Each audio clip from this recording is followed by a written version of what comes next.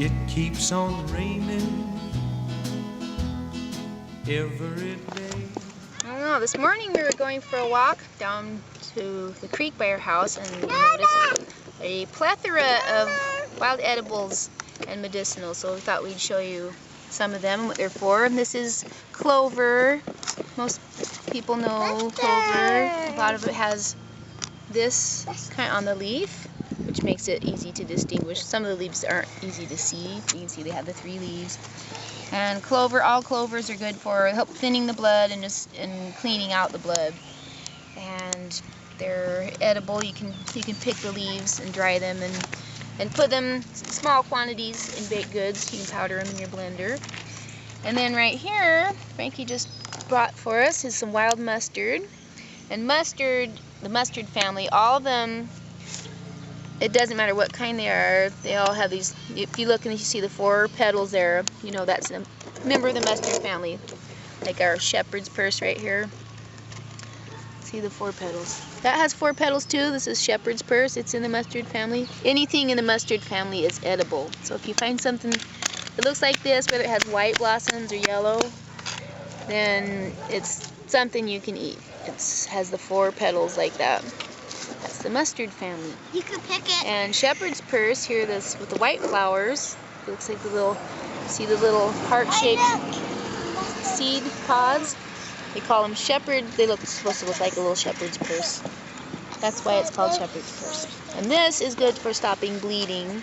Then the mustard is just pungent, and that's what mustard comes from, mustard seeds. And it just is a good digestive, and it's good for flavoring salads and things. Over here we have wild lettuce, or prickly lettuce. You see kind of prickly on the edges.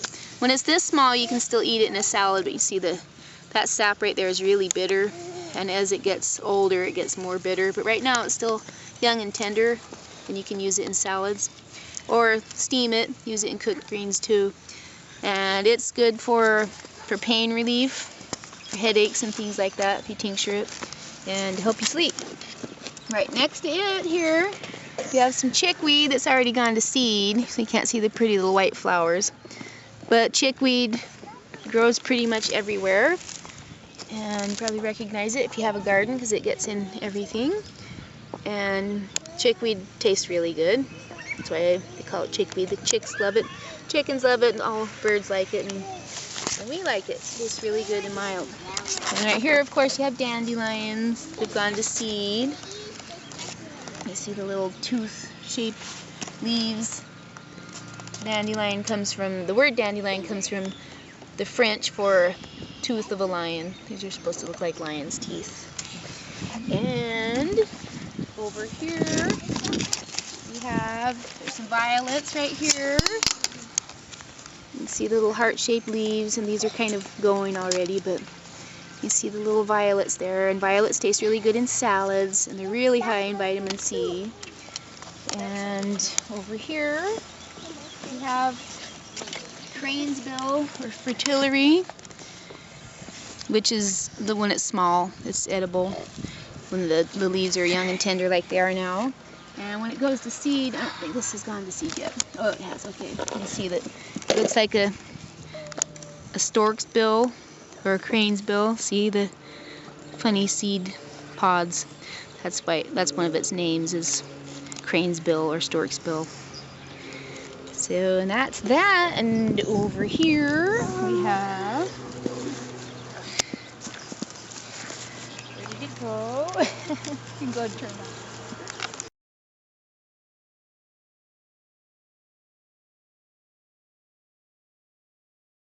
Okay, look over here. We found some winter cress or bitter cress, which is another, see the 4 petals. It's another mustard family flower. And it's another one that's good this time of year. The blossoms are good, and the leaves. They're a little sharper tasting, the leaves are, than the blossoms, but they're good in salads. And then down here you have lamium, or dead nettle. I guess they call it dead nettle because it doesn't sting. It's not a stinging nettle. It's not related to it. But see, it's fuzzy, and it has a little flowers on it like that. And you see flowers like this with a little tongue hanging down. Those are, it has square stems. Those are usually mint family plants. And they're usually okay to eat, but this one, some people like it in soups and things. And we've only just eaten it raw, just chewed on it. But let's see right here by it, over here growing is a little rose coming up. These little wild rose. And roses are a good cooling herb for the summertime. They help cool you off. And you can make a tea with the leaves or the flowers in the summertime to help cool you down. And the petals are good too. You can see right here, you see over here by the rose, we have some wild onions, or onion grass they call it. But it's a kind of a pretty, looks like bluegrass, has a bluish tinge to it. And those, they don't have very big bulbs, so we usually just cut the tops and just eat it like that in salad. And this right here, I'm not sure what this is. You see how it looks like a carrot? We know it's in the parsley family.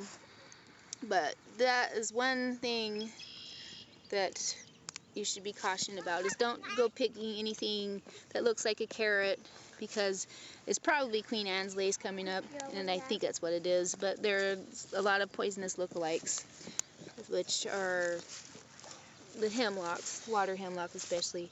So it's better on those, if you're just beginning learning about wild edibles, to just leave them alone and don't take a chance on eating something that might be bad for you. Okay, let's, oh, and there's right here, under Tasha's foot, there is a thistle coming up. And when thistles are this young and tender, you can eat the inside part here, the crown. Dig them up if you have some gloves. You can cut off the edge, the prickles on the edge, or if you have a high-tech blender, like we have a Blend-Tech, you can just, you don't want the bottoms if you do that, but you cut off the top of the tender leaves, and you can just run it through your blender with some water, and it makes it pulverizes those little pearls, so you can actually use them in baked goods. We use them in muffins and things like that, and they're really very tasty and sweet. Now we'll go walk. Okay, here we are down by the creek. This is what we came after. You see this? It grows by wetlands. Horsetail. And we came to get it because we're going to make a tincture out of it. We'll probably put it in vinegar to make for calcium for teeth and bones. And the reason you use, even though it doesn't have any calcium, Dr. Christopher taught that through a process called biotransmutation, horsetail is really high in silica. It doesn't have any calcium in it at all, but your body turns it, the silica, into usable calcium once you get it into your body. And so we're just going to pick some horsetail down here. And you can see the willows. See these willows here, these trees? Willow trees, you can pick off the leaves, and just a few are good for headaches and whatnot. You know that willows are where they got aspirin from originally. So they use the bark when they're making the aspirin, but the leaves also have a little bit of a pain-killing property to them. So if you're ever out in a wetland area, you can always, when you have a headache, pick a few willow leaves to chew on those. And these right here that look dead, they're last year's cattails. And you can see all through there, big can of cattails.